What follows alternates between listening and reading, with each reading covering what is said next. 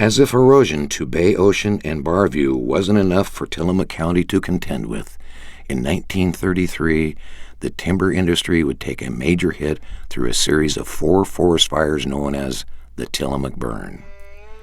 The first fire began on August 14, 1933, at the Gales Creek Logging Company just west of Forest Grove. With unrelenting winds, dry heat, poor communication, and limited resources, the fire raged for nearly a month, destroying 300,000 acres of timber. In economic terms, 12 billion board feet of timber were destroyed, representing hundreds of jobs. The fires returned like clockwork every 6 years through 1951.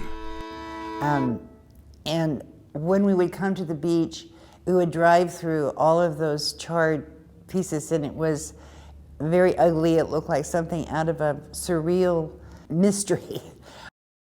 The fires were a major blow to the many lumber mills in and around Tillamook Bay.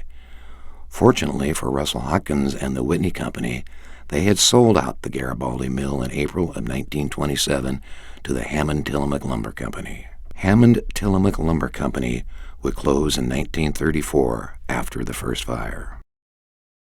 Henry Sauce Sr. saw a new opportunity with the salvage timber.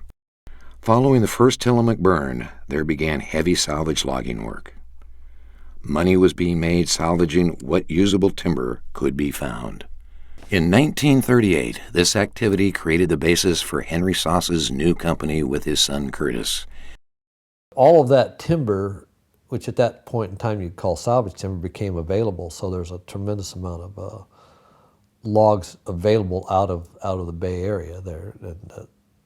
And mills at Warrington and up in Grays Harbor, Aberdeen, they were looking for some of that timber, and that was the beginning of Sauce Brothers Ocean Towing.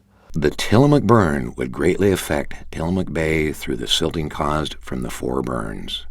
That was a pretty hot burn, you know, and it burned so much brush off the ground, and there was so much water, lots of rain and creeks running everywhere.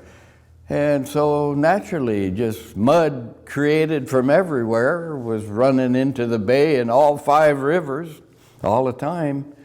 And sometimes when there was a good rainstorm and there was a lot of high water running, the whole bay was just brown. The bay, being fed by 5 rivers, the Miami, Kilchis, Wilson, Trask, and Tillamook, would send charred sediment into the bay. Once you lost all that ground cover up there, a lot of silting came down. Those rivers, the Wilson River, the Kilchis, the Trask, they looked like coffee during the winter. The bay was so shallow, the channels that when you tow those log rafts down to Garibaldi, you'd use a descending tide. So by the time you got down there and got your rafts delivered, the logs delivered, then the tide would be too low to get back up to the river. Originally that was a channel all the way to Bay City, and they dredged to Bay City for a while before my time on the port. And they came along and said, you know, there's no need, you can't prove where you need channel, no cargo, no ships moving up there. They unauthorized that channel from Garibaldi to Bay City. The channel to Bay City would eventually be unfunded, putting pressure on a new boat basin. This would push the activity of the port of Bay City north to its current site in Garibaldi.